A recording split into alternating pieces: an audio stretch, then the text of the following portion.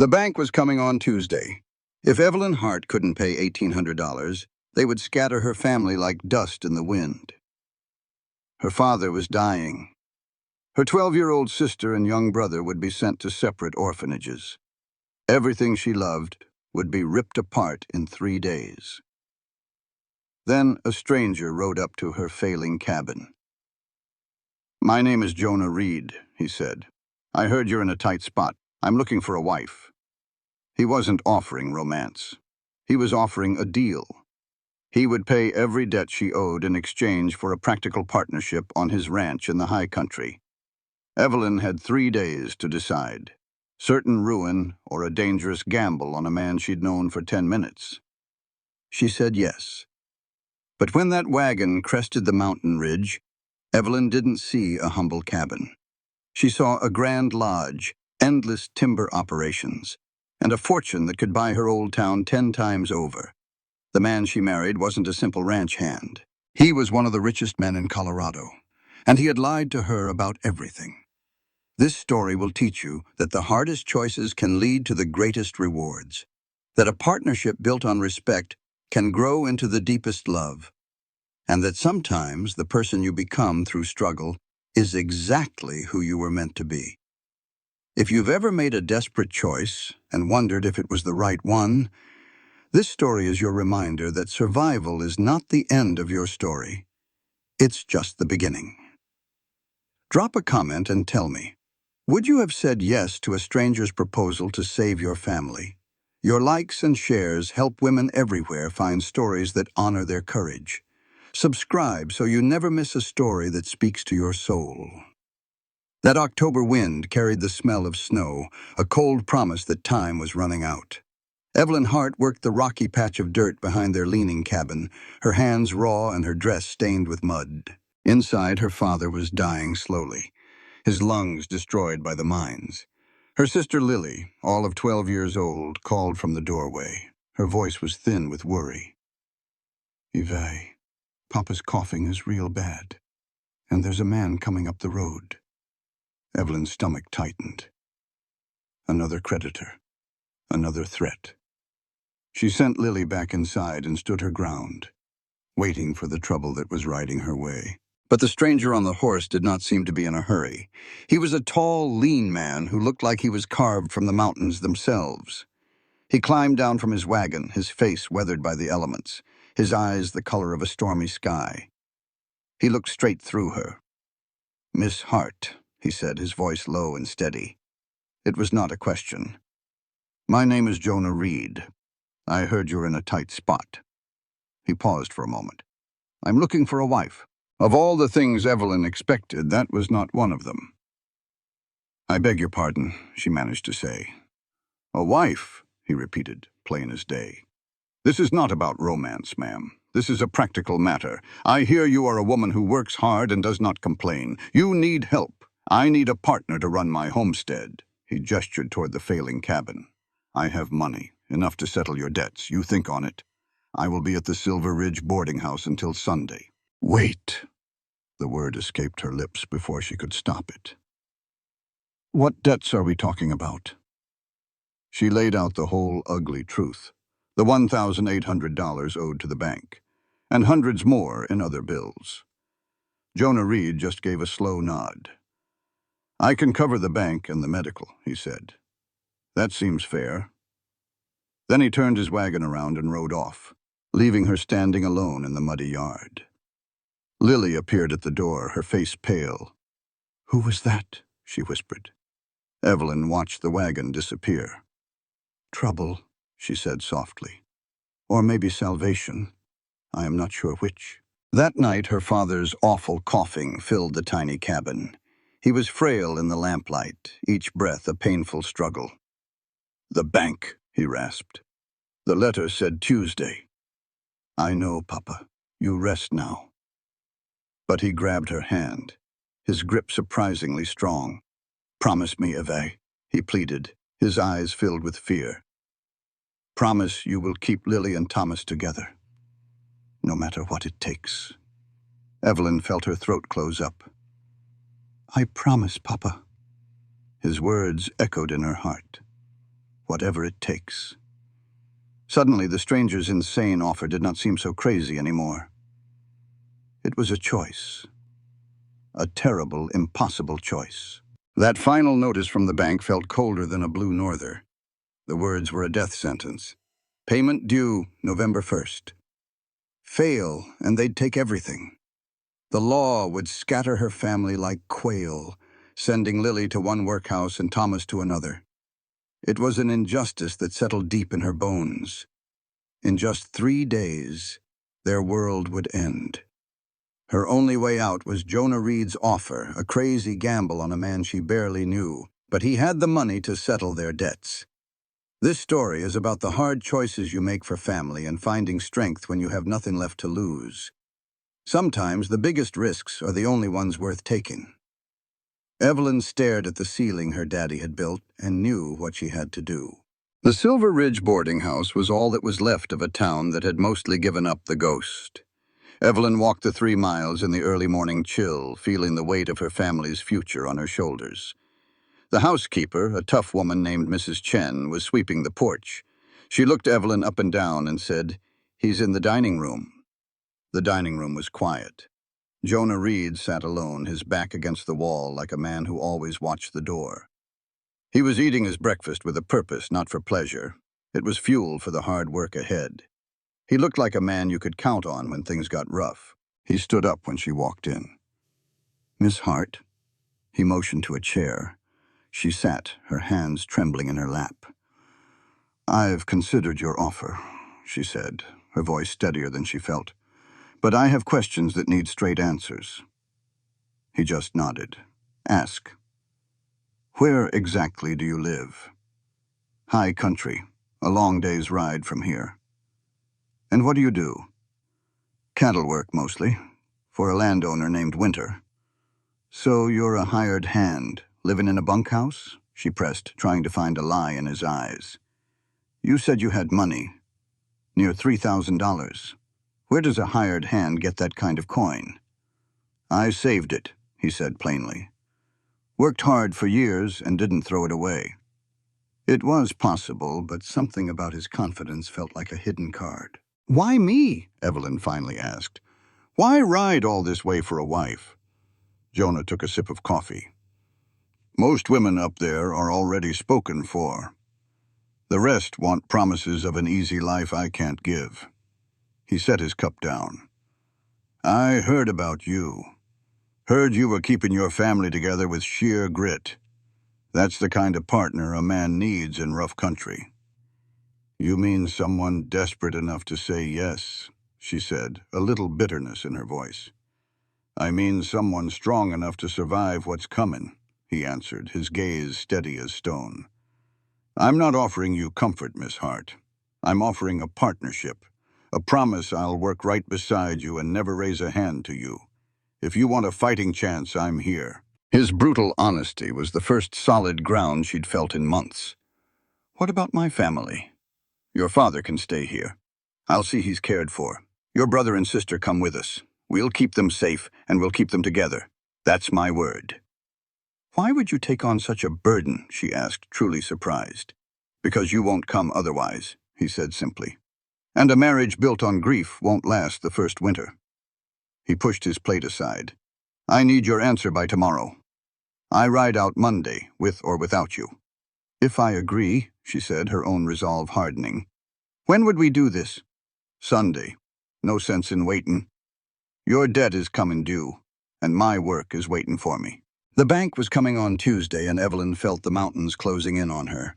She found her father sitting by the window and told him straight, "There is a man, Papa, a ranch hand named Jonah Reed. He has offered to marry me and pay off our debts." William Hart's face gave nothing away. "How long have you known this man?" "2 days. And you are considering it?" "I believe it is my only choice." Her father sighed. "You always have a choice, Evie. You just have to live with what comes after. If I do nothing, we lose everything. They will take the children. You will die alone in some charity ward. Or I marry a stranger and pray he keeps his word. He works cattle, has money saved, and wants a wife who is not afraid of hard work. He promised to care for you and keep us all together. Men make a lot of promises. I know that, she said, taking his frail hands. I know the risk. But doing nothing is a bigger one. This is our only chance. Her father's grip was weak. Your mother would have hated this. Mama would understand doing what you must to protect your family, Evelyn answered. He shook his head. She would tell you that you deserve better than a loveless deal. What I deserve does not matter, she said, her eyes welling up. Keeping Lily and Thomas together matters. Letting you pass on with dignity matters more. After a long pause, he spoke. Do not do this for me, Evie. I am dying anyway. It might be weeks. Do not sacrifice your life for me. I am doing it for all of us, she said, for the hope that this works. I just need to know you understand. I think you are the bravest person I know, he said, his voice thick with emotion, and I wish to God you did not have to be. Over a watery soup that evening, Evelyn told her siblings, a man named Jonah Reed has offered to marry me and pay what we owe. Thomas's spoon clattered into his bowl. Marry you? You do not even know him. I know he's the only person offering to help us stay together. The bank is coming Tuesday, and then we lose it all. Lily's voice was a whisper. What will happen to us? You both will come with me. We will live at his ranch in the high country. And Papa? Mr. Reed will pay for his care right here. No, Thomas shouted, jumping up. We are not leaving him. His voice cracked. He is dying, is not he? That is the real reason. You are sending us away so we do not have to watch. Yes, Evelyn admitted quietly. He is dying.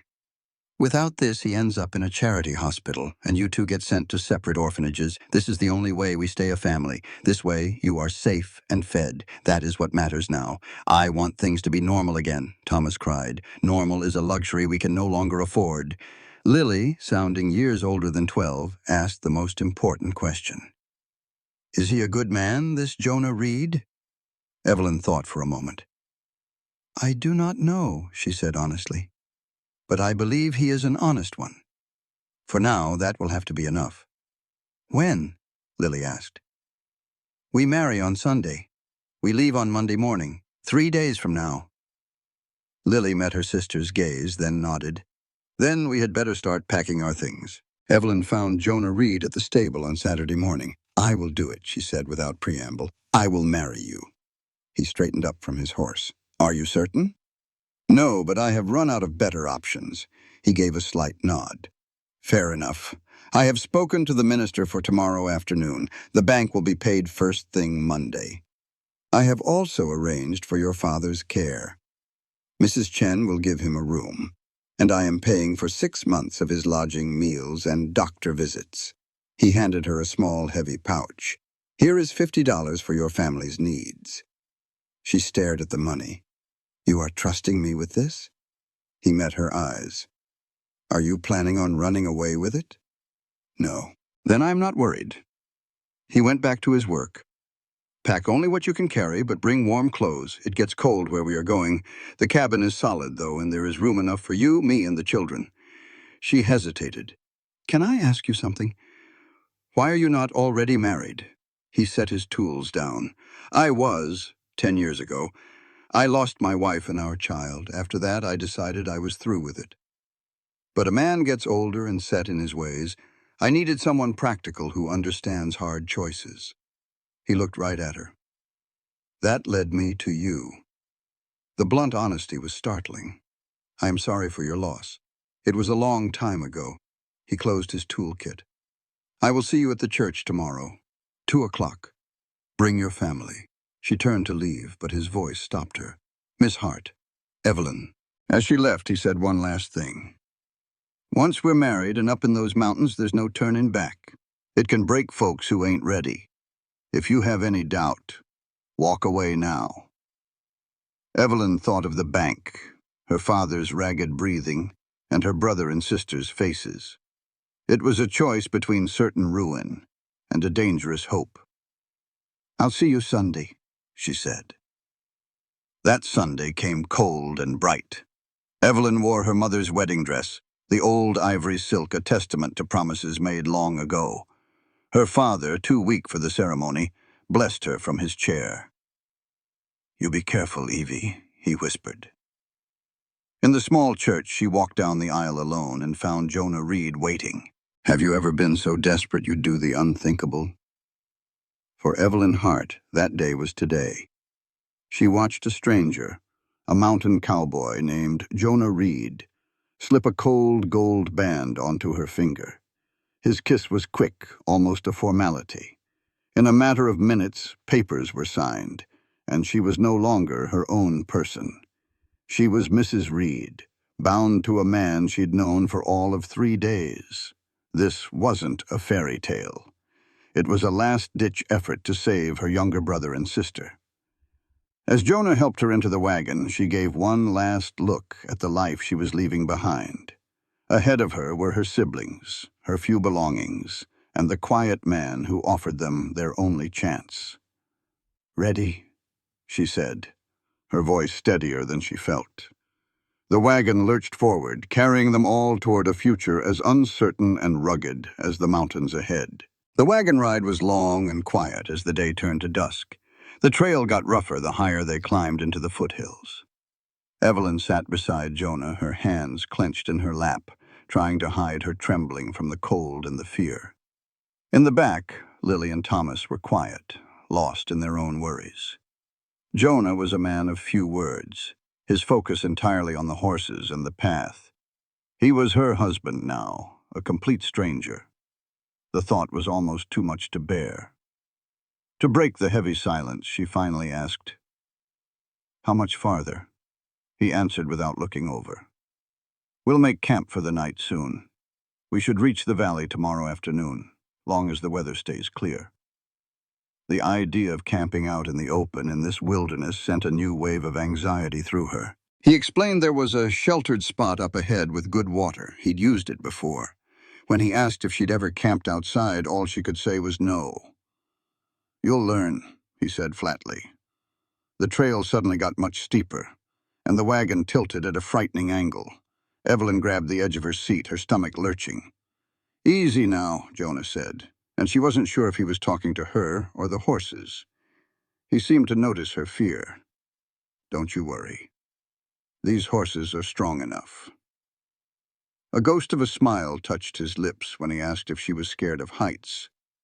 When she admitted she'd never been this high, he just said, "We're barely in the foothills.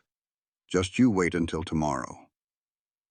She decided it was better not to ask what he meant by that. They made camp on a flat piece of rock sheltered by a cliff. Jonah, efficient and wasting no motion, told Thomas to come help with the horses. Her brother looked at her, his eyes wide with uncertainty. Evelyn gave him a reassuring nod, and he reluctantly followed Jonah. Lily appeared at her side, pale and whispering. "I don't like this, Evie." Evelyn wrapped an arm around her sister. "We'll deal with whatever comes," she promised. While the men tended to the team, she and Lily gathered wood for a fire. Jonah pointed out the supplies, bacon and beans and bread, and left them to it. Soon the smell of cooking filled the air. It was a simple trail meal, but it was warm and welcome after the long, cold ride. They ate around the fire, the silence heavy between them. Lily just stared into the flames, her plate untouched. Jonah noticed. "You need to eat," he told her. "Tomorrow is a long day." When Lily insisted she was fine, his voice turned hard. "Suit yourself, but don't expect me to slow down if you get faint tomorrow." That brought a flash of anger to Lily's face. Evelyn stepped in. "Lily, please, eat something." Her sister finally, angrily, took a bite of bread. After the meal, Jonah took Thomas to the stream to clean the plates and bank the fire for the night. Left alone, Lily whispered, "I hate him. He's so bossy." Evelyn pulled her close. "He's just practical, Lily. And right now, that's what we need. Home isn't safe. This is our home now." After a long, quiet moment, Lily whispered, "Are you afraid?" Evelyn admitted she was. Her sister pressed, What if he tries to hurt you? It was the same worry that had been eating at Evelyn. Then I will protect all of us, she vowed. Down by the creek, Jonah was patiently showing Thomas how to clean plates with sand. Watching this stranger who had paid their debts and taken them all on, she felt a knot in her chest. She couldn't tell if he was a good man or just a clever one. That night, Jonah laid out 2 bedrolls on opposite sides of the fire. "You and Lily take that one," he said, pointing. "Thomas and I will sleep here. It's safer for y'all." Evelyn was stunned. They would not be sharing a bedroll on their wedding night. Jonah's voice was flat. "You are exhausted, and your sister is terrified. We will discuss things when we get to the cabin. Get some rest." Evelyn felt a strange mix of relief and shame as she and Lily settled in. Her little sister clung to her, just like she did during thunderstorms. Across the crackling fire, Thomas kept his distance from Jonah. In the quiet dark, Thomas's small voice piped up. "Jonah, are there bears out here?" "Sometimes," Jonah answered. "But my rifle is here, and the fire will keep them away.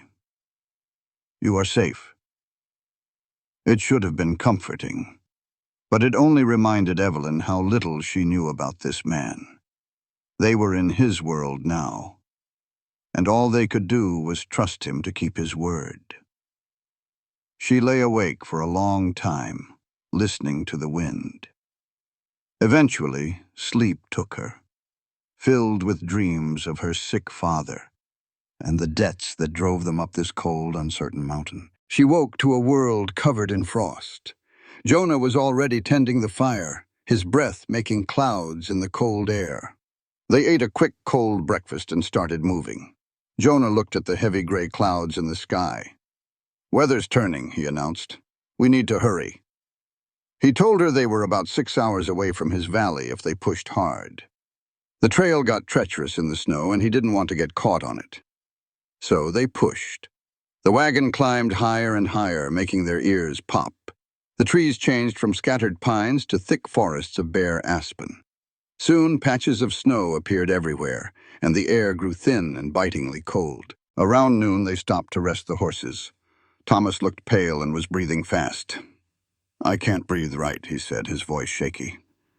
"That is just the thin air," Jonah explained calmly. He knelt by the boy.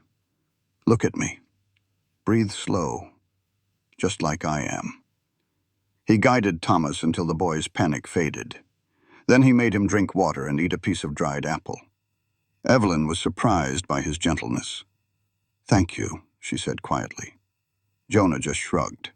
"He is a kid in a strange place. Of course he is scared. He just needs a little time to learn he will be fine." As they pushed on, the trail became a narrow ledge on the side of the mountain. The wagon wheels rolled frighteningly close to the edge. "Trust the team," Jonah said, seeming to read her mind. "They know this trail better than I do."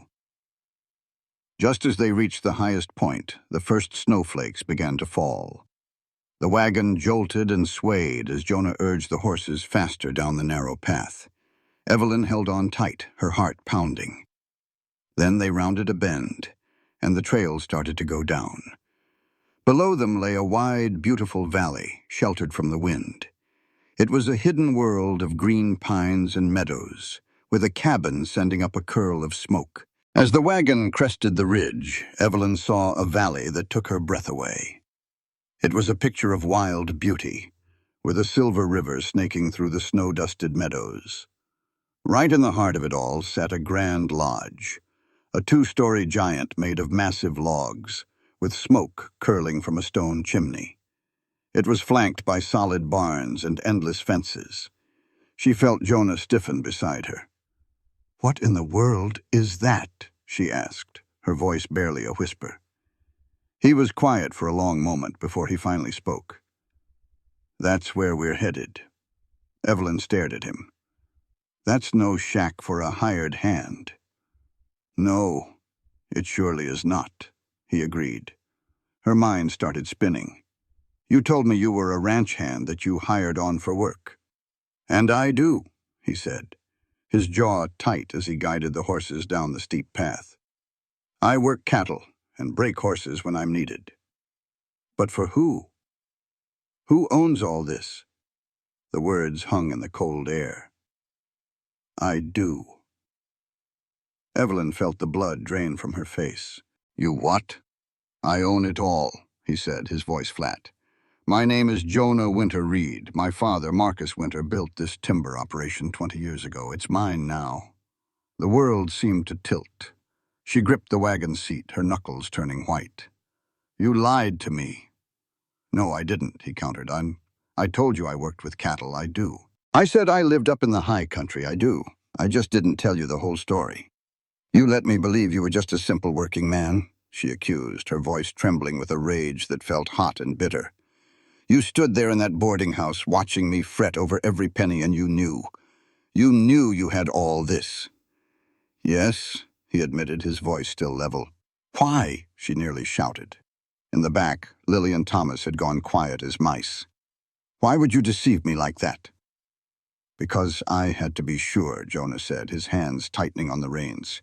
I had to know you were coming with me for the right reasons. The right reasons? My family was losing everything. I came because I had no other choice. Exactly, he said, finally turning to look at her, his gray eyes steady. You came because you needed a partner, not a payday. You chose a man you thought was honest and hard-working, not rich. If I had shown up and told you I owned half the territory, what would you have thought then? I would have thought you were crazy, she shot back. And I would have wondered what you were really after. I would have looked for the catch in every word. He nodded, turning his gaze back to the trail. This way. You chose based on the man, not the money. You tested me, she whispered, the betrayal a sharp pain in her chest. You played a game with my life. I protected us both, he argued. How does lying protect me? Because now I know for certain you did not marry me for my wealth. I know when life gets hard, and it will. You will not just run off because things get tough. You chose this life thinking it would be a struggle. His voice softened just a bit. And everything I said about needing a partner was true. I need someone practical and strong. The fact that I can afford a warm house and good food does not change that one bit. The wagon finally reached the valley floor, rolling onto a smooth road that led straight to the lodge.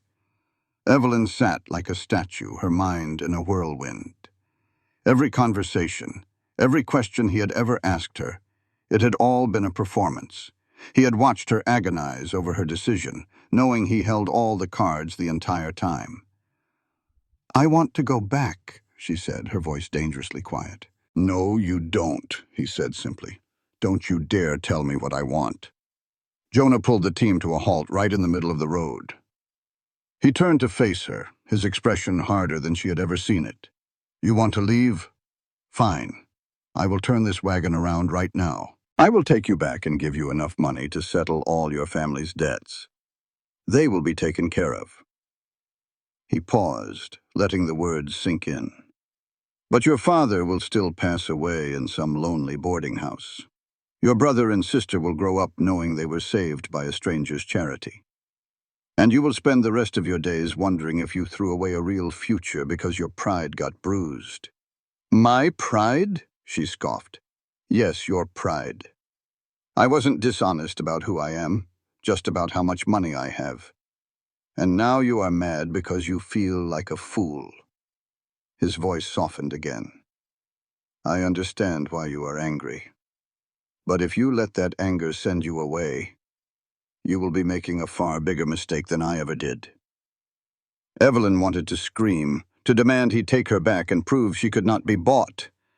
But then she looked at Lily and Thomas, huddled together in the wagon bed. She looked at the solid lodge and the promise of safety. She thought about the debt and desperation waiting for them back in Silver Ridge. Jonah had lied, but he had also offered salvation. She hated that both things could be true at once. If I stay, she said slowly, things are going to be different. No more secrets, no more tests. You will treat me as a partner. Agreed, he said without hesitation.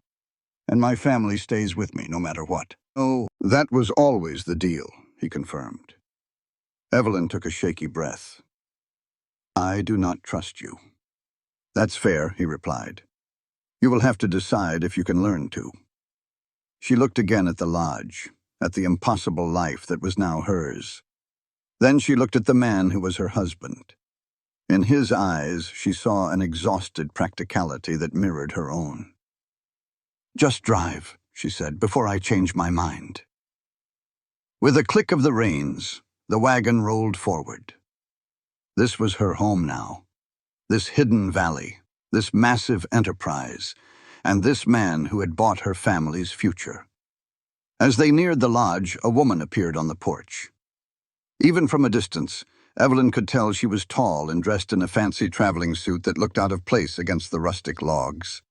Her silver hair was pinned up perfectly, a city style in the middle of the wilderness. She watched them approach with the focused stillness of a hawk. "Who is that?" Evelyn asked, a knot forming in her stomach. Jonah's jaw tightened.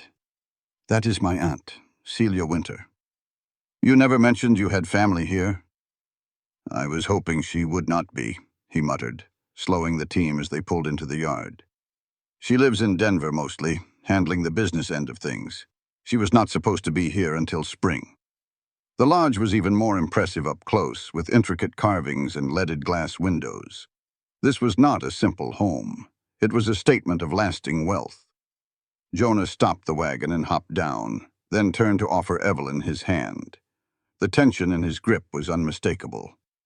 "Jonah," Celia Winter's voice was as cool and crisp as the mountain air. "You did not send word you were returning, and with guests." "They are not guests, Celia. They are family." Jonah kept a firm hand on Evelyn's elbow as she stepped down, a gesture that felt like both a courtesy and a claim. "This is my wife, Evelyn, and this is her sister, Lily, and her brother, Thomas." Celia's polite expression did not waver, but a flicker of what looked like fury flashed in her eyes. She moved down the steps with a slow, deliberate grace, her gaze fixed on Evelyn. "That must be your wife." The woman's voice was cold as ice. Jonah's tone was just as flat. "We have talked about this for 3 years, Celia. You knew I was going to marry." "I knew you spoke of it," she corrected. "Not that you would be so hasty." Celia's sharp eyes landed on Evelyn. "And where are you from, Mrs. Reed?" "Colorado," Evelyn said, holding her head high. "My family were miners." "Miners," Celia repeated, like the word tasted bad. "Enough," Jonah cut in. "Evelyn is tired from the journey. Your questions can wait." "I am not questioning, nephew. I am trying to understand why you have brought a miner's daughter and 2 children here." Jonah went still. "The investors from Chicago are arriving next week." A woman named Celia was waiting, her smile as sharp as a winter wind. She announced that investors were coming early to see the timber operation. "And they're bringing their wives," Celia added, her eyes fixed on Evelyn. "I do hope your new bride is prepared for such company." Before Evelyn could find her voice, Lily cried out from the wagon, "Evie, I don't feel good." Her sister was pale and sweating, her whole body trembling. Thomas held her, looking terrified. "It's the altitude," Jonah said immediately, already moving to help. He lifted Lily from the wagon with a surprising gentleness and carried her toward the main lodge. Evelyn barely noticed the impressive room as she rushed after them, her heart pounding with a fresh new fear. Jonah led them up a staircase wider than a country road. "The second door on the left," he pointed. "That room's for y'all. Get her settled with her feet up. I'll be back with some water." Inside, the room was huge, with a fancy 4-poster bed that swallowed Evelyn's sister, Lily. She propped Lily's feet on a blanket, whispering, "Just breathe, little sister. You're safe now." Lily's eyes were wide and confused. "This place is so big." Jonah returned with a pitcher. "Just small sips," he advised. "It's just the altitude. I've seen it 100 times." He explained that his staff would bring their things up, and that his room was down the hall, then left before Evelyn could ask a single question about the promises he'd made. Evelyn sat down, trying to catch her own breath. The man she married was no simple cowboy. He was a rich landowner. His Aunt Celia looked at her like she was dirt on her boot. And now she was supposed to live here, in this grand lodge, and play the part of a timber baron's wife. The anger from the wagon ride cooled into a hard, steady resolve. Jonah had lied to her, tested her, and decided she was good enough without ever telling her the rules of his game. She was supposed to just smile and play hostess? She didn't even know which fork to use for salad. Just then, a woman with kind eyes and a flowered apron appeared. "Mrs. Reed, I'm Hannah, the housekeeper. Mr. Jonah sent me up with your things." The name felt wrong, like a costume. "Thank you," Evelyn said. "My sister's feeling poorly." "Poor little lamb. The mountain air can do that," Hannah said gently. "I'll bring up some ginger tea and crackers. That ought to help." She mentioned the fresh linens and the bathing room down the hall, the one with indoor plumbing and heated water. Indoor plumbing. Evelyn was stunned.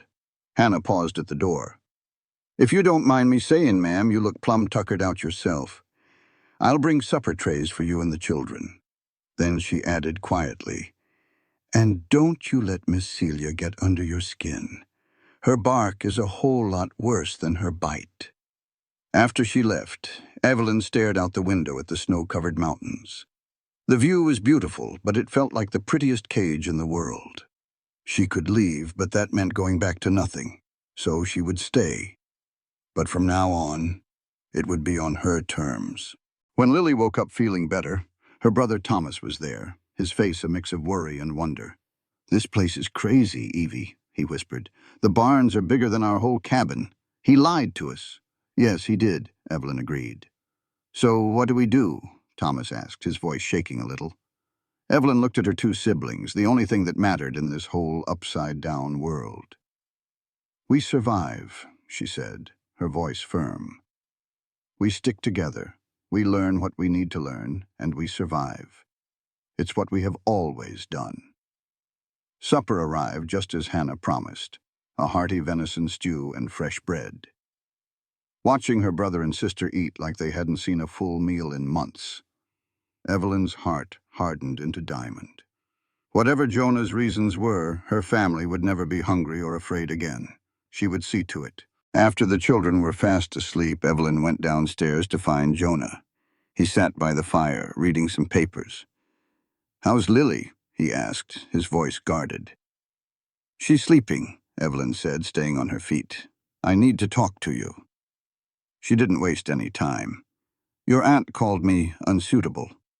"Celia's opinion doesn't matter to me," he said flatly. "It matters if she can make trouble for our family because she doesn't approve of where I come from." Jonah leaned back, his face in the shadows. "Celia handles the business side of things. She's good at it, but she does not control me, and she sure doesn't control who I marry." He added, "She spent 3 years trying to match me with fancy women from Denver and San Francisco. I refused every single one." "Why?" Evelyn asked. "Because I didn't want a wife who was just another business deal. I wanted someone real, someone strong." He looked straight at her. "I wanted you. I know you kept your family together when most folks would have given up." The words didn't feel sweet. They felt heavy. "You don't even know me," she said. "I know enough," he replied. Evelyn moved closer to the fireplace. "What about these investors your aunt mentioned?"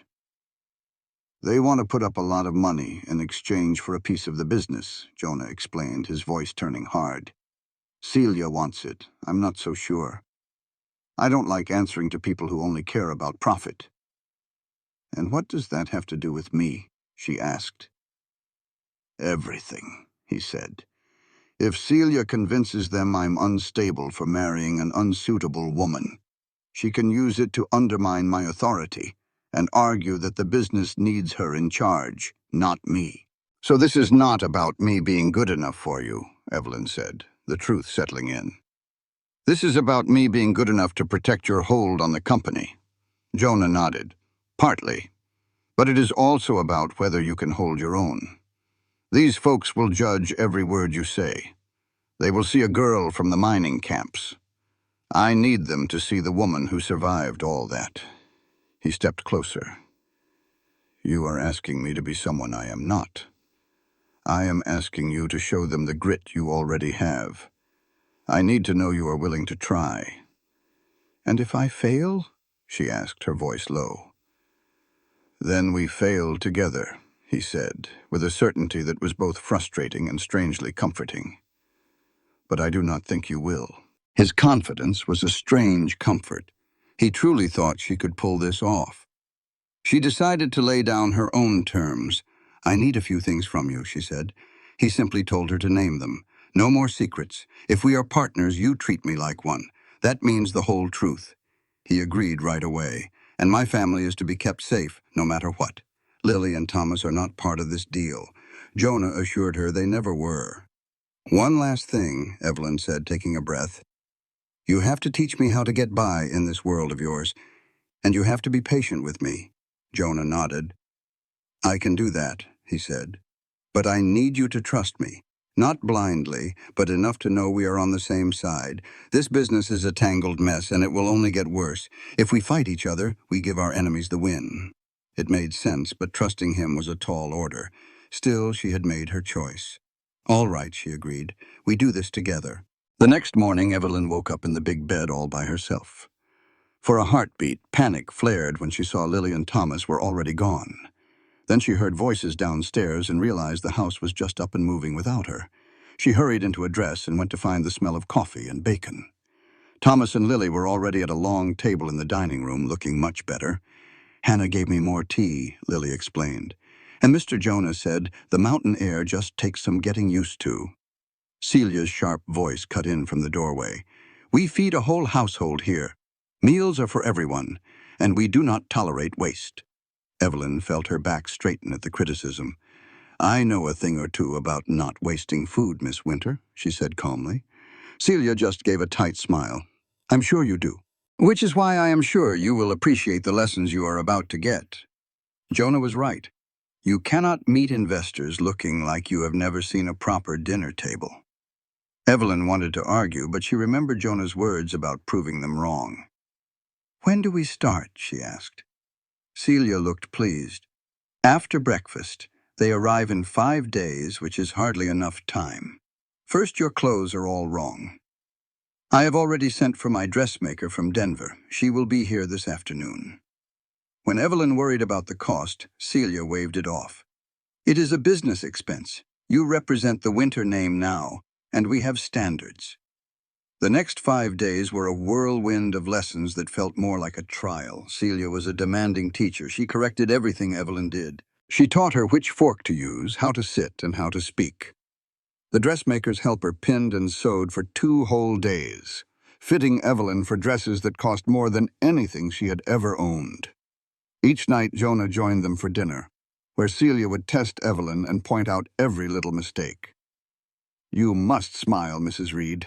Not look like you are facing a firing squad. By the 4th night, Evelyn was about to break.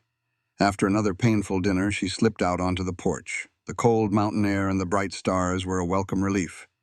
You are doing well, Jonah said, appearing from the shadows. I am doing terrible, she shot back. No, he said, you are learning fast. Celia sets an impossible bar for everyone. Do not let her get to you.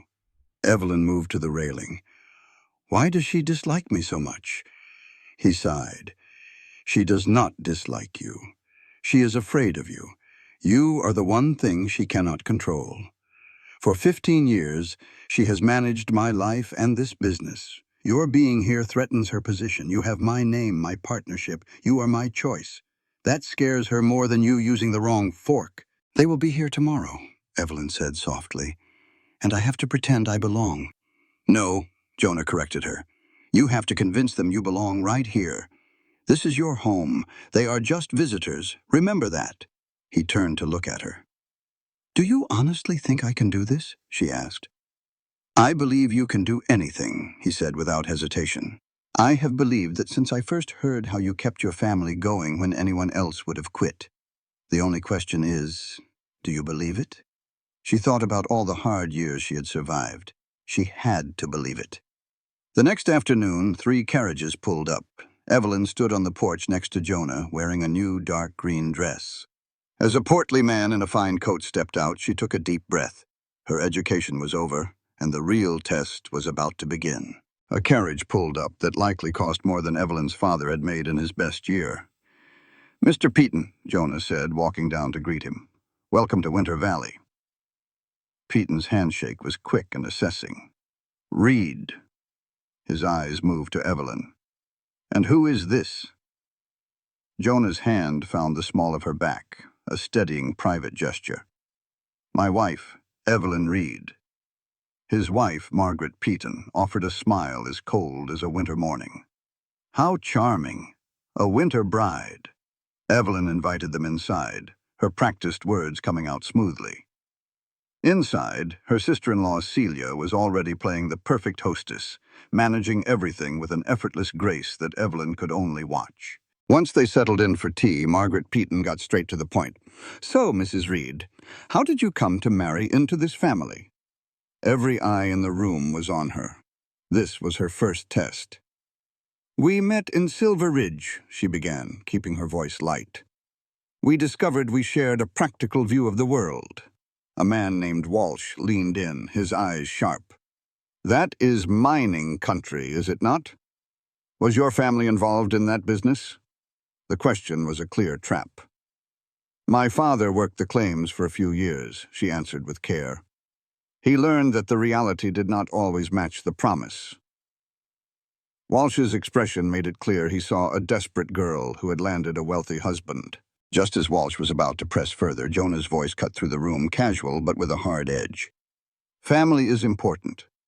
I would think you would understand that, Walsh." That quieted him. Margaret Peaton smoothly changed the subject to the lodge itself, and Celia took over. "I would be delighted to give you a tour. In fact, much of the new design was Evelyn's idea. She has a wonderful eye." The lie was so bold it nearly took Evelyn's breath away. Their eyes met, and Evelyn saw the calculation. Celia was protecting the family, but she was also testing Evelyn. When Margaret asked for details, Evelyn spoke about arranging the furniture to make the isolated lodge feel more like a home. And to her surprise, it sounded completely believable. As the tour went on, the truth settled in Evelyn's chest like a stone. These people were not here for a friendly visit. They were here to decide if Jonah was a stable enough man to risk their money on. And by extension, she was part of that assessment. This was not about being liked. It was about being convincing. The thought did not scare her. It clarified things. Her whole life had been about convincing people that her family was worth a chance, worth helping. This was just a different stage for the same performance, with much higher stakes. She could do this. Dinner that evening was the real trial. The table glittered with fine china and silver. The conversation drifted to topics she knew little about, like politics and railroad expansions. Suddenly, one of the wives turned to her. "And what do you think of statehood, Mrs. Reed?" Evelyn paused, setting her fork down to gather her thoughts. "I think stability benefits people who already have resources," she said plainly. "For those of us trying to survive, it matters less what we are called and more whether there is work and fair prices at the store." A brief silence fell over the table. Then Walsh let out a short, sharp laugh. "A very practical answer." Jonah's voice was quiet but firm. "A very honest one, which is worth more, model say." Piton was looking at Evelyn in a whole new light. Celia jumped in smooth as silk, saying, "You make a good point, Mrs. Reed. We talk about big ideas, but forget about the folks living it day to day." Evelyn's seen both sides of the fence. She knows hardship, and she knows how to build something that lasts. Celia turned Evelyn's rough-around-the-edges background into a real strength. Across the table, Evelyn caught her eye and saw a flash of respect. As dinner went on, she started to relax just a little. Later, Catherine Harrison, the young second wife of another businessman, leaned over. "You're doing great," she whispered. "I spilled wine all over Mr. Peaton my first time." Evelyn gave a real smile. "Well, the night's not over yet." Catherine just shook her head. "I doubt it. You've got something they respect. You don't make apologies for who you are. That's mighty rare." After the guests had gone to their rooms, Jonah poured them both a whiskey. "You did good," he said. Evelyn took a sip, feeling the burn. "I survived." "Around here, that's often the same thing," he told her. Peyton was impressed. He was sizing you up like a prize steer at the stockyards, and he decided you were worth the price. That meant the real business talk tomorrow would go a whole lot smoother. "Celia helped me," Evelyn admitted. "Why?" Jonah looked her straight in the eye. "Because she's pragmatic. She might not like this situation, but she knows if you fail, the whole family fails. I needed a partner who wouldn't break, someone strong enough to see this through, someone desperate enough to try." Jonah's voice was low. "They wanted to see a poor girl who married up, but you proved them all wrong." He stood, leaving her by the fire. She knew he was right. Tomorrow the investors would tour the timber operation looking for any weakness. She'd passed the first test, but the real challenge was coming. The next morning they rode out to the work sites. Evelyn had never seen anything like it. Huge crews of men and horses worked in a constant rhythm of sawing and hauling. Jonah was in his element here. He moved with a quiet confidence, explaining everything from sustainable cutting to safety rules. The workers watched him with deep respect. This was the real Jonah, not the polite man from the dinner table. The investors grilled him. Peyton asked about profit, Walsh about transport costs, and Harrison about labor. Jonah answered every question with unshakable calm, and Evelyn saw their skepticism turn into calculation. Then Margaret Peyton surprised them all. "And the workers' housing?" she asked. "Some of those cabins looked awfully rough." "They are," Jonah admitted. "Better housing is a priority. It's good business. It means lower turnover and fewer accidents." He then glanced at Evelyn. "My wife has some thoughts on this." Every eye in the place turned to her. He hadn't warned her. For a second she felt a wave of panic. But then she pictured those little cabins, no better than the one she grew up in. She found her voice quiet but firm. "Decent housing is not charity, it is respect. When you value people, they give you their best." She looked right at Peyton. "You cannot build a legacy on the backs of folks just trying to survive the winter." The silence was heavy. Then Celia, Jonah's aunt, stepped in. "What she means," Celia said, "is that employee retention has a measurable financial impact. It is a strategic move." Celia had a way of translating heart into dollars and cents. The tour finished at the main yard. The investors were no longer sizing up the operation. They were figuring out how much money they stood to make. That night at dinner, the talk was all business. Percentages, timelines, and control. "We are proposing a partnership," Peyton said. "We provide the capital for growth. You maintain operational control." "And if the returns are not what you expect?" Jonah asked. "Then we renegotiate," Walsh said. "But we believe this is a sound operation." Jonah was quiet for a moment. "I will need to review any proposal with my legal counsel, and with my family." He looked at Celia, then straight at Evelyn. "This is not a decision I make alone." Peyton raised an eyebrow. "You consult your wife on business matters?" "My wife's perspective is valuable," Jonah said, his voice like iron. "A partnership is a partnership." Evelyn felt a shock of surprise and a flicker of real respect. He actually meant it. Later, after the guests went to bed, Celia found her. "Walk with me," she said. Outside, under a sky full of stars, Celia got right to the point. "You have surprised me," she said.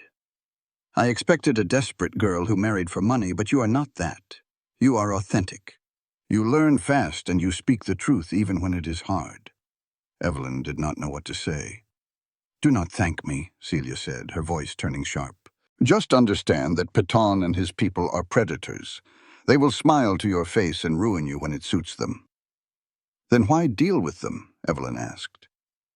"Because sometimes you need a wolf to hunt bigger prey," Celia explained. "Without their capital, we will be swallowed up. But we must control the terms to protect the workers, this land, and my brother's legacy." For the first time, Evelyn saw the real Celia. Not an enemy, but a guardian. What do you need me to do? Evelyn asked. Celia's eyes were like chips of ice in the starlight. Tomorrow, Peyton will make his offer. I need you to read the contract, every single word. She had told Evelyn that the devil was always in the details. You've got to find the little clauses, Celia had insisted, her voice sharp as a winter wind. The words they can use to take everything. You understand what it's like to struggle. You'll see the traps that rich men miss. Evelyn felt a bit stunned. I'm not educated like you. This isn't about book learning, it's about knowing when someone's trying to pull a fast one on you, Celia shot back. Help me protect what this family built. It wasn't an offer of friendship.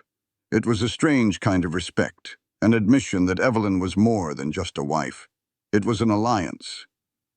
It's our job, Celia said, and that simple word, our, hung between them, heavy with meaning. The next day, Peyton laid out his proposal. The document was thick and full of fancy lawyer talk meant to confuse folks. It all sounded fair, even generous, but Evelyn remembered what Celia said. So, while the men rested, she took that contract and read every single word. Having spent years deciphering loan papers, she knew how to look for trouble. She found the first trap on page 7. It was a sneaky line that let Pétain's group force a sale if profits weren't high enough. The second trap, a few pages later, gave his investors control over how the business was run. They were clever traps, hidden in plain sight, but Evelyn's hard life had taught her exactly what to look for. Her hands were shaking by the time she was done. This was not a partnership agreement. It was a 5-year foreclosure notice, plain and simple. She found Jonah in the barn with a lame horse. The moment he saw the look on her face, he dropped his tools. "What is wrong?" he asked. She laid it out for him, straight and clear. "Jonah, this contract is a trap. They are not investing in you. They are setting you up to fail so they can buy you out for pennies on the dollar." His jaw tightened as he read her notes. "You are certain?" "As certain as I am that they are betting on you to fail. One bad winter and they will take everything." "So what in the world do we do?" Jonah asked. Saying no meant staying small and vulnerable. Saying yes meant losing the whole ranch in 5 years. Evelyn had seen this before. It was how her father lost everything. "You negotiate," she said, her voice steady. "You look Peyton in the eye and tell him his terms are a non-starter. You make him change it, or you walk away from the table. He might pull the offer entirely. Then let him. At least you will still own what is yours." He really looked at her then, as if for the first time. "You are protecting me." "I am protecting us," she corrected. "This ranch, the people who work here, my new family." That evening's dinner was so tense you could have cut the air with a knife. Peyton was full of himself, toasting to a deal he thought was already done. But after dessert, Jonah calmly set down his coffee cup. "About that contract," he said. "We are going to need to discuss some revisions." The smile slid right off of Peyton's face. "The terms are quite standard." "Standard for a hostile takeover, maybe," Jonah replied, his voice firm but quiet. "Not for a real partnership. We will need to change quite a few things before I even consider signing my name to it." Peyton blustered about good faith, but Jonah would not back down. "A deal designed to fail is not a good faith offer," he stated flatly.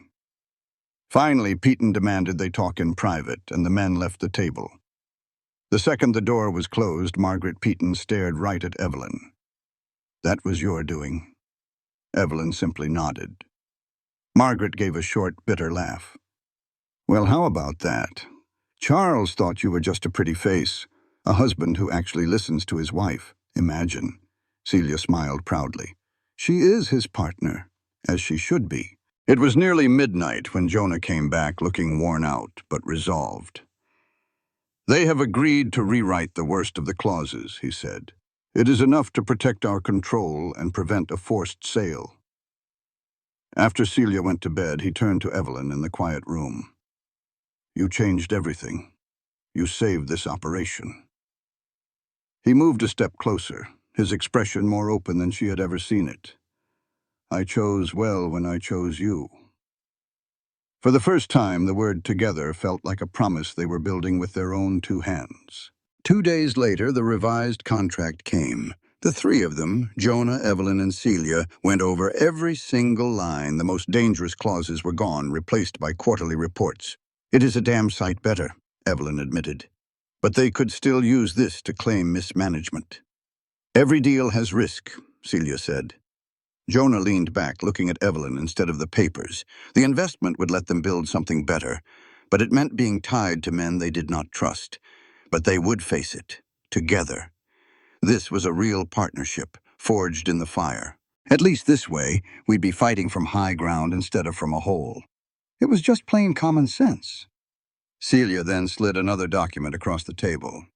She said we could add one more thing, a rule that tied the investors' profits to how well they treated our workers. If their people are safe and stick around, the investors make more money. Jonah's face lit up with a slow grin. "That is brilliant.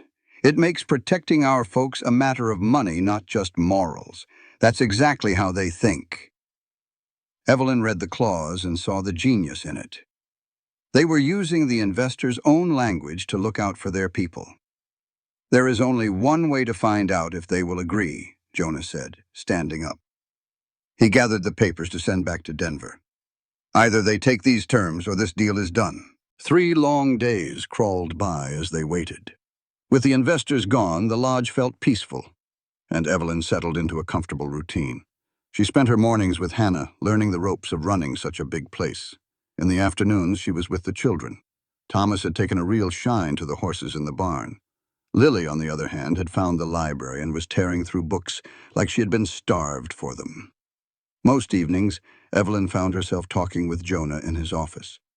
One night, while they looked over plans for new worker housing, she asked him, "Tell me about your father." Jonah was quiet for a long while.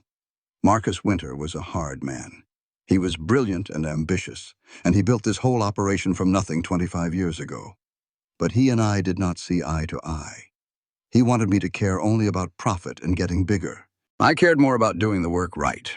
We fought about it all the time. When he passed on 5 years ago, I got everything he built, and all the weight that came with it.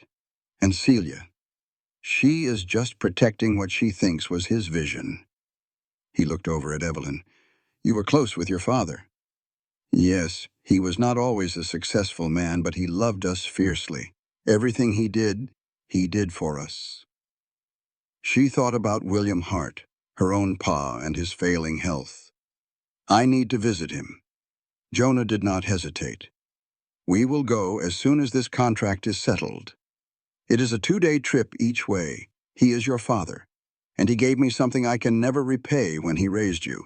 I just want to make sure he knows his daughter is safe." That word again, partners.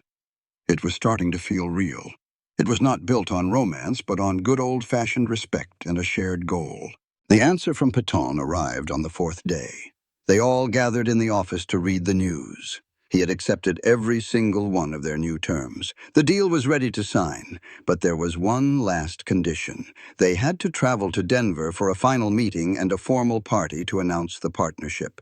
"It is a power play," Celia said right away. "They want to show you off, Jonah, and they want to see if Evelyn can handle herself in high society." "Another test," Evelyn sighed. "But it is also a chance," Celia added. "If Evelyn impresses them, it will prove to everyone that she is a true partner in this, not just some frontier wife." Jonah looked at Evelyn. "You do not have to do this. I can go by myself." She shook her head. "No, we face this together, just like we agreed. Then we will just have to give them some strength to look at." The train ride to Denver took 3 full days. Evelyn had never been on one before, and the speed of it felt like she was coming untethered from her old life. The city itself was a shock. It was a sprawling place where the mountains met the flat prairie land. The streets were choked with carriages, and the buildings were taller than anything she had ever imagined. Their hotel room was fancier than a picture book with thick carpets and crystal lights. "Is it a bit much?" Jonah asked her that first evening as she stared out the window at the city lights. "Everything is so loud and crowded." "It all feels like a performance," he said, nodding toward the city below. "The mountains, they're honest. This is all for show." Well then, I should feel right at home, she replied with a small smile. I have been performing since the day I married you. Have you? He asked quietly. Or have you just been learning how to show folks who you really are? In their hotel suite, there was just one bedroom. I will take the sofa, Jonah said, seeing her hesitate. I do not know what I prefer, she admitted honestly. A month ago, my whole world was falling apart. Now I am about to attend a fancy party as a timber baron's wife. I do not know who I am supposed to be. You are supposed to be Evelyn Reed, he said, moving a little closer. The woman who saved her family and saw through a crooked contract. That is who is walking into that party tomorrow. Their opinion does not decide your worth. Only you can do that. The reception was held at the governor's mansion. Evelyn wore the finest dress she had ever owned, a deep burgundy silk. Celia had coached her, but as she stood ready, she knew Jonah was right. She was not there to be judged. She was there to show them exactly who she was. Model. Celia had coached her for hours on what to say and who to know. Remember, Celia had warned, you're not here to be liked. You're here to show the important folks that you're smart and you're not ashamed of where you come from. The governor's mansion was lit up like a Christmas tree. Inside, the most powerful people in Colorado filled the rooms. Governor Benjamin Adams, a man with clever eyes, turned to Evelyn. Mrs. Reed, I've heard some remarkable things. Paton tells me you're the one who found the problems in his contract. That's a sharp eye for someone with no legal training. Everyone nearby went quiet. Evelyn knew this was a test.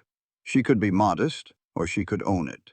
I've seen enough crooked contracts to know one when I read it, sir, she said, her voice clear and steady. When you've been poor, you learn to spot the traps that comfort makes other folks blind to. The governor's eyebrows shot up, and then he let out a real, honest laugh. Well said. Maybe we ought to hire you to look over our laws. He wasn't done with her yet.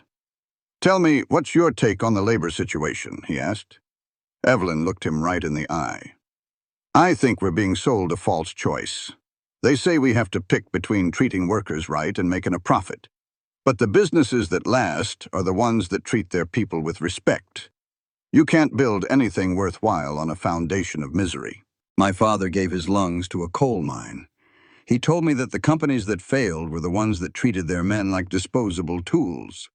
The ones that lasted understood that a healthy worker is a good investment. She looked the governor square in the eye. It is the same with timber.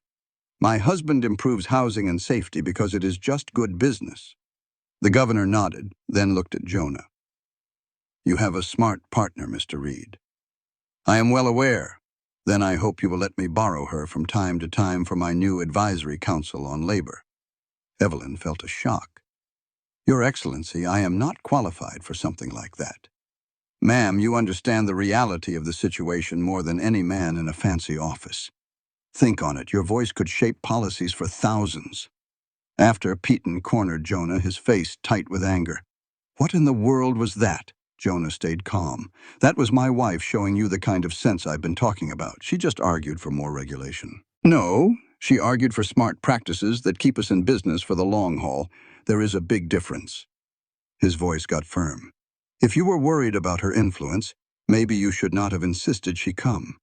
Celia pulled Evelyn away from the argument. Well, that was something. Did I just ruin everything for Jonah? Evelyn asked, worried.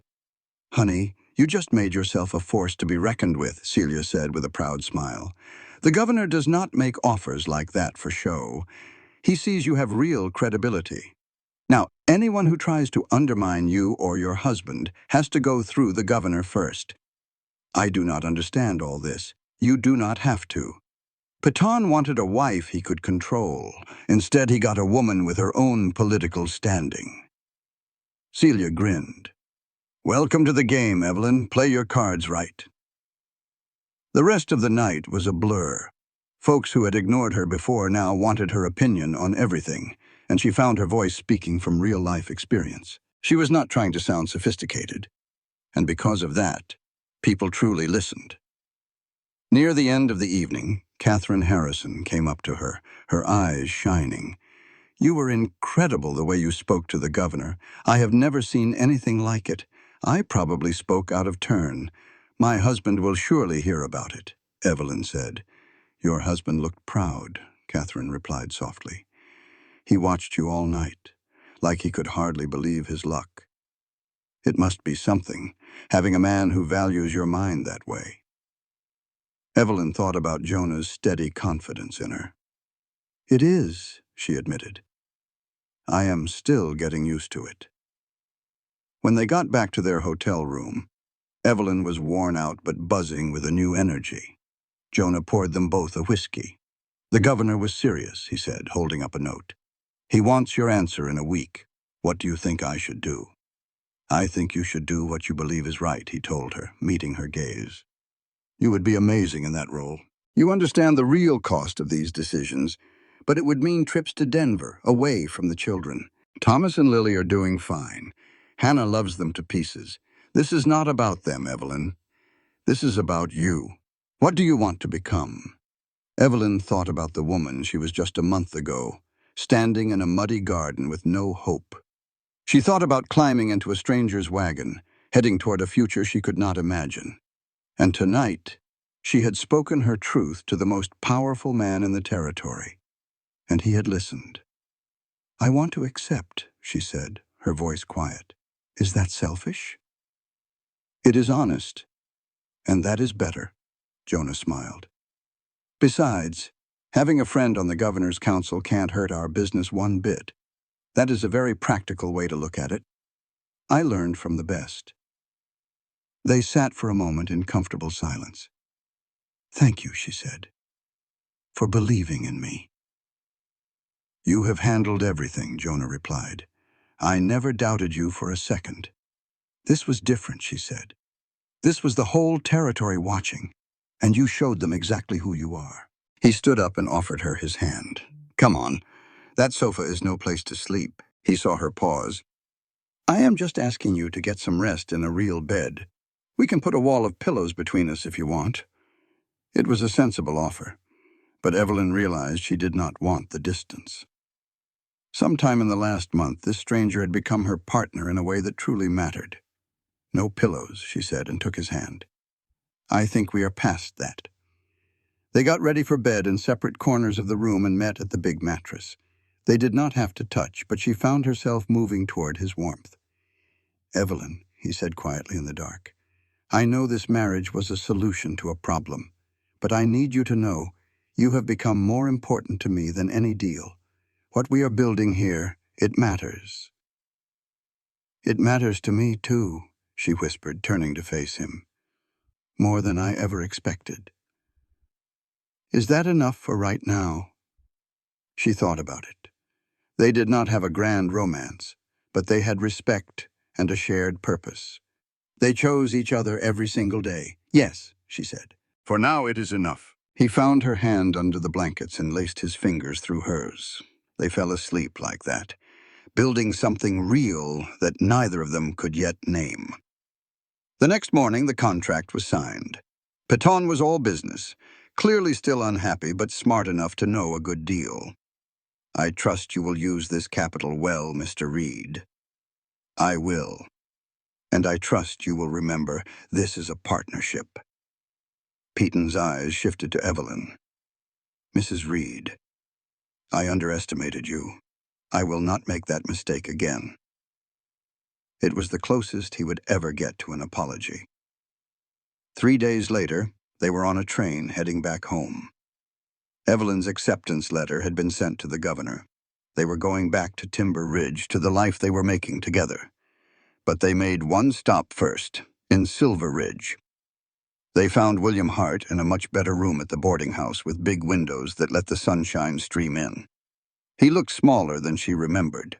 Sickness had whittled him down to almost nothing, but his eyes were still sharp as a tack when she walked in the room. Evie, his voice was raw with feeling. You came back home? Of course I came back. She knelt right beside his chair and took his thin, worn hands into hers. Did you really think I would not? He admitted he thought she might be too important now, too high and mighty for a dying old miner. Never. She felt the sting of tears. Papa, this is Jonah, my husband. Jonah stepped up, and Evelyn saw her father size him up with that same steady gaze he used to use on a promising vein of ore. "You treatin' my girl right?" Jonah nodded. "I am trying to. She makes it pretty easy.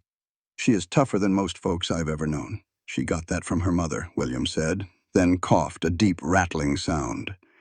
"The children," he said when he could breathe again, "they are safe and happy. He said Thomas was learning to ride and little Lily was reading every book she could find." "That is good," she whispered. Her father looked her square in the eye.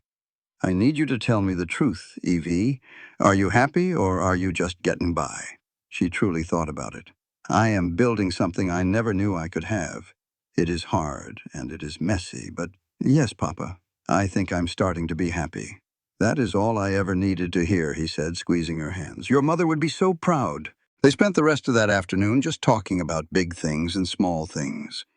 Jonah stayed mostly quiet, but when he spoke, it was with real respect for William's old mining stories. Before they headed out, Jonah pressed an envelope into the old man's hand. "What is this?" he asked. "It is enough to keep you comfortable, for better doctors if you want, or for whatever else you need." Jonah's voice was low and kind. "You gave me your daughter. That is a debt no amount of money can ever repay." William looked at Evie, then back at Jonah, and gave a slow nod. "Take care of her. She is the best thing I ever had a hand in making." Jonah promised he would. The ride back to Winter Valley felt like a true homecoming. When they finally crested the ridge and saw the valley spread out below them, the lodge with smoke curling from its chimneys, Evelyn felt a deep peace settle in her soul. Lily and Thomas met them at the door, both talking over each other with all their news. The house was warm, the evening was filled with a comfortable kind of chaos, and for the first time it felt completely like home. Later that night, after the children were tucked in bed, Evelyn and Jonah stood on the porch under the stars. He was talking about the changes they would start tomorrow, about the new worker housing and better equipment. Evelyn found herself leaning into his side, and his arm came around her shoulders naturally. It was the first time she had ever started the touch, the first time she had sought his comfort instead of just accepting it. "I was thinking," she said quietly, "about the separate rooms we have been keeping at the lodge." "What about them?" he asked. She looked up at him. "I think maybe we do not need them anymore, if that is all right with you." Jonah turned to face her, his hand gently touching her cheek. "It is more than all right. I have been ready for a long time. I was just waiting on you." She smiled a little. "I am ready now, not for everything at once, but for building this into something real." He kissed her then, a soft and gentle question, and she kissed him back with a promise of what could grow between them. "We have all the time we need," he whispered. The seasons that followed were filled with hard work and slow, steady growth. The new family cabins for the workers went up. Safety on the job got better, and accidents became rare. Evelyn found her footing on the Governor's Council in Denver, turning her life experience into real help for other folks. Celia, once a rival, became a trusted friend and taught Evelyn about the business world. Lily and Thomas were thriving.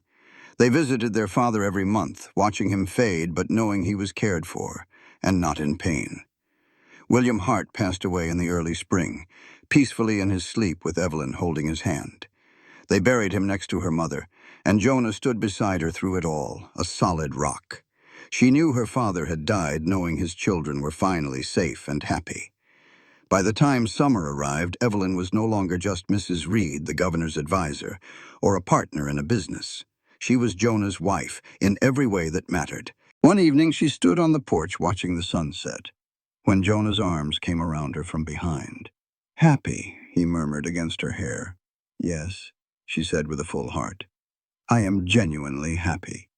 "Good," he said, turning her to face him, "because I have a question to ask you, Model Tay. Have you ever felt trapped by a choice you had to make?" Evelyn did, but sometimes a bad deal can lead to a good life. This is a story about how a partnership born of desperation can become real love, and it's a reminder to never give up on the happiness you deserve. Jonah turned to her, and for the first time she saw pure nervousness on his face. He asked her to marry him, for real this time. He said their first wedding was just a deal made between strangers to survive. But this time, he was asking for love. Tears welled in Evelyn's eyes as she whispered, "Yes." He confessed he had loved her since she stood up to that crooked businessman, Peton. Maybe even since the moment she bravely climbed into his wagon, choosing a dangerous chance over a sure failure. She told him she loved him too, but had not been sure if she was allowed to feel that way. A week later, they stood in a meadow with wildflowers for decorations and the mountains as their witness. Evelyn wore a beautiful new white dress, and her sister Lily wove flowers into her hair. Celia stood before them, having gotten special permission to officiate. She asked Jonah if he would take this woman as his wife, to honor and partner with for all his days. He said, "I do." Then she asked Evelyn the same. Through happy tears, she replied, "I do." With a warm smile, Celia pronounced them husband and wife, again, and for real this time. She told her nephew, "You can kiss your bride now." Jonah pulled Evelyn in, and their family cheered as they kissed, both of them laughing and crying all at once. This was no longer a deal, this was real. This was... Evelyn finally understood. Her journey was not about escaping poverty or a marriage of convenience. It was about finding this, a true partnership built on earned love and respect. She once thought she was sacrificing her future by climbing into a stranger's wagon. But instead, she found a future worth building with a partner she could trust. Their real marriage began not with desperate words, but with promises from the heart. They were not strangers bound by need, but partners who chose each other. The lodge filled with laughter, and somewhere in a small cemetery, a headstone for her father, William Hart, stood as a tribute. He had raised a daughter strong enough to survive the worst and brave enough to claim the joy she had earned. The seasons turned in the valley, from winter to spring, and then to a hopeful summer. Day by day, choice by choice, Evelyn and Jonah built their life together. The desperate bargain they had made on a mountain road slowly grew into the truest and most real love either of them had ever known. Their story, which started in darkness, had finally found its light. This content was carefully researched, developed, and manually edited by our team to deliver meaningful stories with valuable life lessons. Every narrative is crafted to entertain, inspire, and empower our audience. We believe that great stories can change lives, and we are committed to bringing you content that matters. Thank you for being part of our community.